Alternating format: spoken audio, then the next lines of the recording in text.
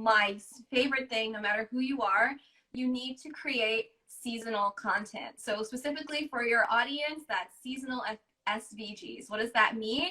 That means that depending on what season you're in, those are the types of, whether you're creating stickers or whatever, that you're designing. So Hey there, crafter with a full-time job. If you're looking for a way to make extra income, extra 10K in your sleep from SVG cut files in the next 12 months, I'm Jab and I am here to help you. Sign up for my free masterclass below and get my secrets for building a successful six-figure SVG business. So you can quit your job, you can cut down your hours to spend more time with your kids. And today in the studio, I'll be inviting Nadalie Bardo, a Pinterest coach, to talk about 5 secrets to be successful on Pinterest right now. So if you guys are confused, if Pinterest is driving you crazy, stay tuned. I would love to know. Tell us about yourself, a little introduction. How did you get started? Why did you choose Pinterest? totally. So around 6 years ago, I quit my 9 to 5 and I started a blog, right? And I think that's a journey a lot of us can relate to. You know, you weren't happy, so you started your own thing. And like most people, my biggest struggle was traffic, right? And you don't get traffic, that means you're not getting subscribers, and that means you're not making money, right? It's just the truth of the matter. So I had heard people talking about Pinterest, so I tried it out. And within the first month, I realized I was getting 97% of my traffic from Pinterest. So I gave up on all that other social media, which is why I don't know how to use Instagram. And, and yeah, people were like, make a course. And then I made a course. And now I have a whole second business where I teach people like you and your audience how to get traffic with Pinterest. Cool. So what kind of clients do you work with? Are they bloggers or handmade sellers or people with digital shops? Yeah, so most of the people who purchase my course, I would say, are aimed at mostly, I'd say, content creators or creators in general, right? Because when it comes to Pinterest, you need multiple links to share. So whether that's you creating a new SVG every week that you're going to sell, or you're publishing a blog post, you're making a podcast episode or a video, as long as you're creating something on the regular, then you're my type of person and my tips are going to help you. Awesome. Motherland says that she's so glad you created that course and she's loving it. Oh, I'm so intrigued now. Woo! We can talk about that. Yeah. So tell me, what are some of the biggest struggles that people come to you about Pinterest? Yeah, I would say it's just confusion, right? Like, unfortunately, a lot of the information that you will find online, so say you Google how to get traffic with Pinterest. If that article was published more than 6 months, 12 months ago, then it's inaccurate, right? Like the platform is always changing, and it's like, who do you trust? And unfortunately, the Google algorithm doesn't always give you the right advice. And a lot of people, or another struggle is like, say you go try and find a Pinterest VA or a manager, right? You found them on Fiverr and they run your account into the ground because they don't actually know what they're doing. So I'd say, like, you know, people are frustrated and say, or another, mostly like, say you started your blog or your business a while ago and you're not getting traction, right? Like, you're working so hard, you're pumping out all this content on Instagram, maybe on TikTok, maybe on Facebook, and you're not getting any Google organic search traffic because you don't have the domain authority. And it's like, I just want to succeed at this. So I think, you know, a lot of the people I work with are in one of those situations, and Pinterest can be the answer, you know? So true. Like, I remember when I started using Pinterest, when I started applying Pinterest strategies, I saw immediate boost in my traffic and my income doubled thanks to using Pinterest in just 1 month. And believe it or not, I have two blogs, and when I was at the initial stages of those blogs, I put a lot of effort into Pinterest. I did my keywords right. I did my pins right. I, I, I was on Pinterest almost all the time. And thanks to that, even though now I don't do any work on my blog, it's been like more than a year, 4 years for my old blog, my sewing blog, yet I keep receiving traffic from Pinterest and I keep generating income. So it just pays off in the long run. So Like, it's so worth figuring out, right? yeah, like so worth putting all the effort, because if you do all that thing on other social media platform, it doesn't it's not that it doesn't give you that much of ROI.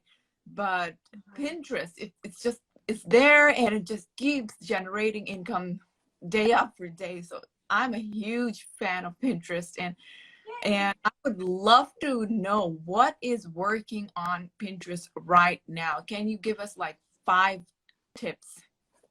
Definitely. 5 Okay, secrets. so based on your title, this is 5 ways to make more money in your SVG business on Pinterest. Okay, so number 1, and this is my favorite thing, no matter who you are, you need to create seasonal content. So specifically for your audience, that's seasonal SVGs. What does that mean? That means that depending on what season you're in, those are the types of, whether you're creating stickers or whatever, that you're designing. So in the summer, beach vibes, sunshine vibes, vacation, trips, like those types of things. In the fall, we're talking back to school. We're talking, pumpkins and like all those cozy like leaves and, very seasonal, right? So I think if you dive deep into a tool like Pinterest Trends, you discover that the majority of the searches on Pinterest are seasonally driven. So people are on there looking for things that they want to do now, or they're planning for the future. So really getting into that seasonal mindset is going to boost your traffic, and it's going to boost your sales, because you're becoming a better server of your customer. And that's really how we excel in business. It's by understanding our customers' needs and giving them what they want when they want it, right? So have you had experience with seasonal content? This podcast is sponsored by my Ivy League standard SVG business coaching program, SVG Superstar, where you not only learn to design SVGs, but also how to sell those designs to make money in your sleep. To learn more about my program, sign up for my free masterclass via the link in the description. Yes, a lot of winter content. I used to create a lot of winter content. So yeah, that was super helpful. And my question is, like, when should you start creating those seasonal pins? Definitely. So you want to get started super early. And I would say bare minimum 45 days, but if you could do even better, 60 to 90 days. And there's a reason for that. It takes, anywhere from 3 weeks for your brand new pin to be indexed and show up in search results. So if you create a post or a product, right before the day, by time it can even be found, all that traffic is missed, right? So you definitely want to get started early. So right now, you should be working on back to school, because in the greater US, schools start opening mid-August. So we're already in like the 30-day window. I would even say, like, you want to start thinking Halloween, Thanksgiving, for if the majority of your traffic and sales comes from the US, and I'm guessing it does, because, it's the same for me. I'm in Canada, maybe for you as well.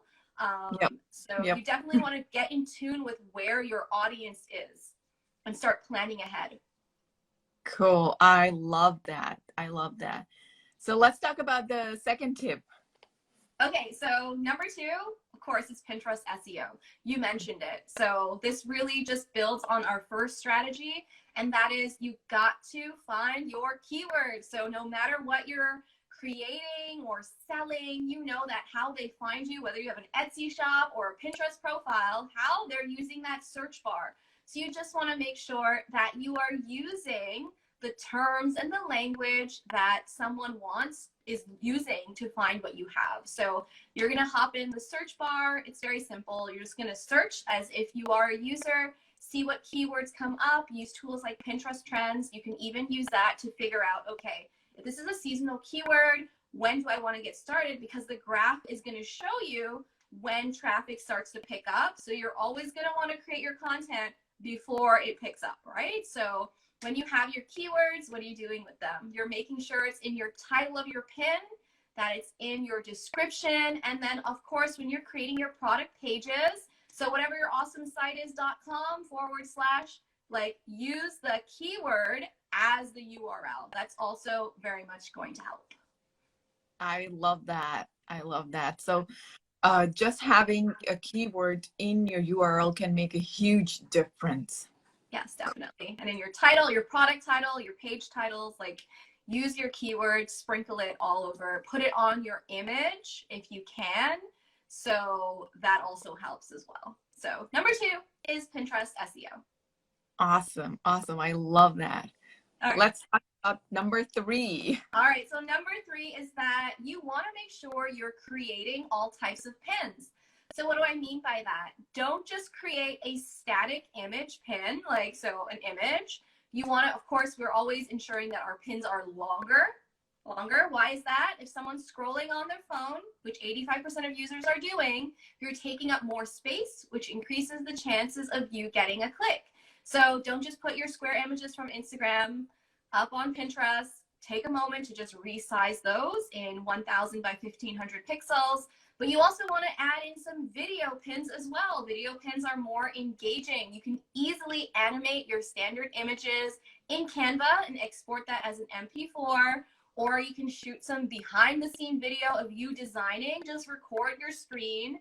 Another thing that I want to encourage you is to start creating idea pins. With idea pins, you can also give that behind the scenes, like step by step, like 10 ways to use SVGs in your life, whatever it is you want to do, right? You can also do like a roundup or like a top 10 for summer or back to school or fall, things like that. You can take them behind the scenes of the steps of creating it. It's just a really engaging way. So I just encourage you, don't get caught up in just designing one type of pin, especially if you're using templates.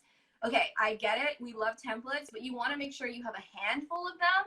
So not every single pin looks identical, because it can, 1, make you look spammy, and 2, if that template is unfortunately like garbage and nobody wants to click on it, you're kind of like putting all your eggs in one basket, and you just want to always have a variety. Okay, so design multiple types of pins, and don't be afraid to design new templates so that you can actually test to see what's working.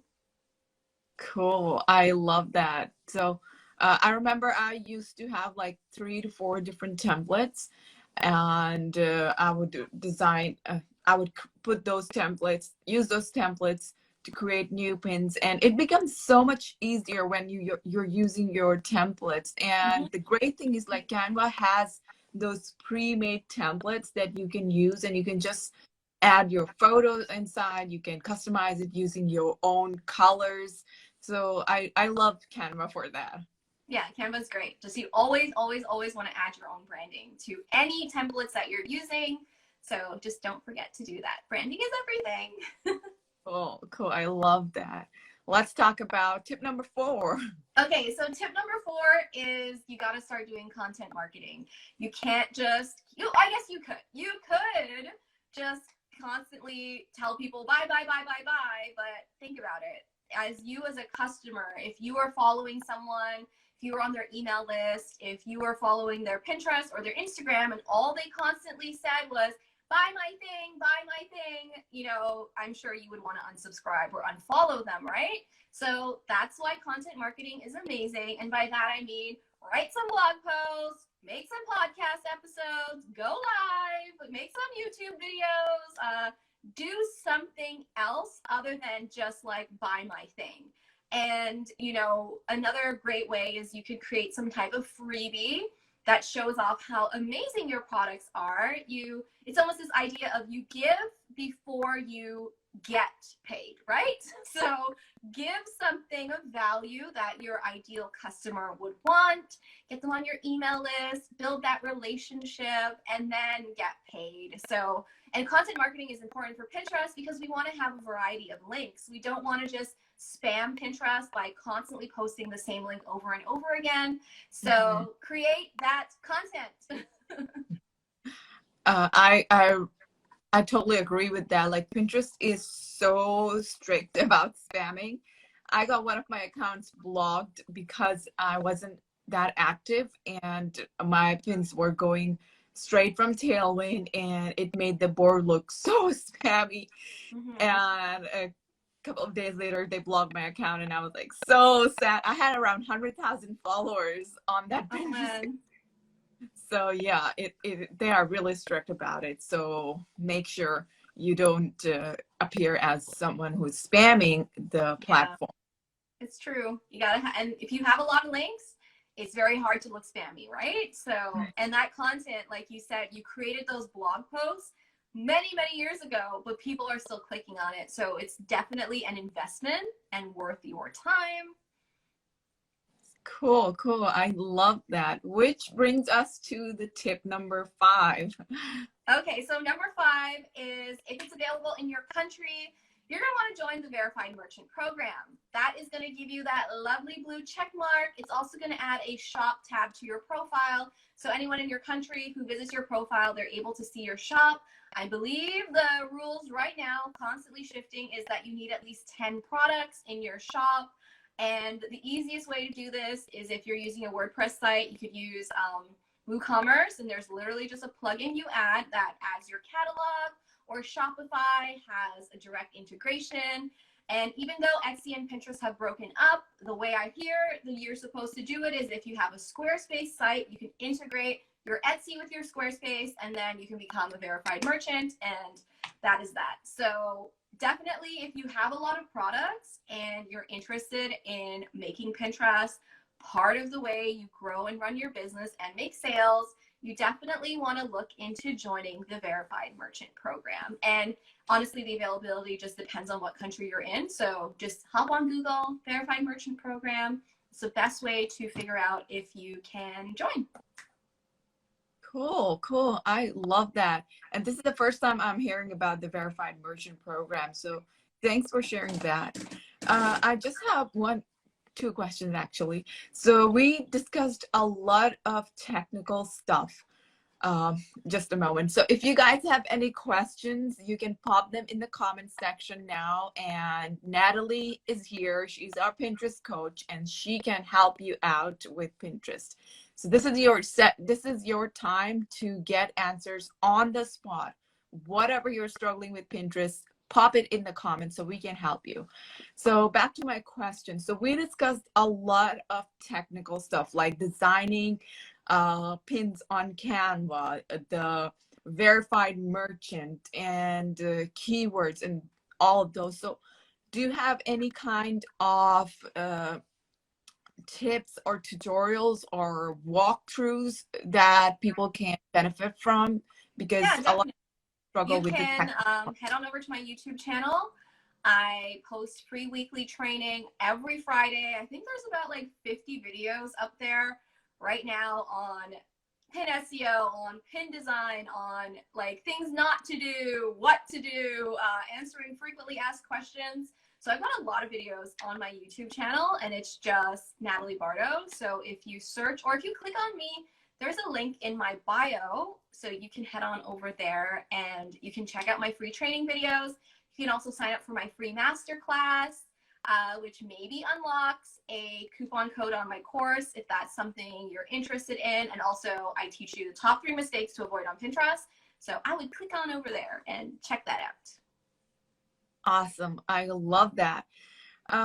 So there's a question from Motherland. Any quick advice for book bloggers?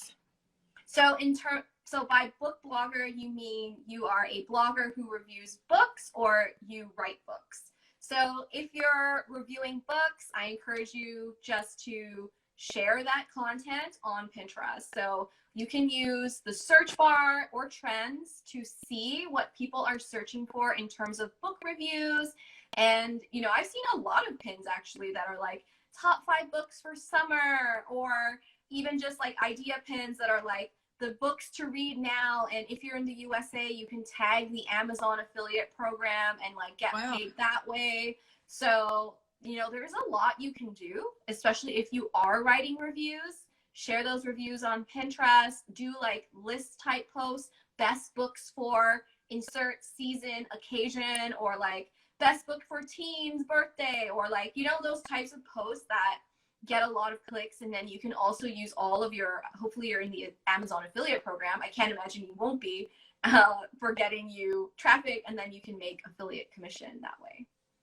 Cool. I love that. This is something new, totally new. So thanks for sharing that. And I know like Pinterest is changing so often. So how do you know what's working right now? How do I know? So personally, I know because I run my own account. How do you know? How do you know? How do you know?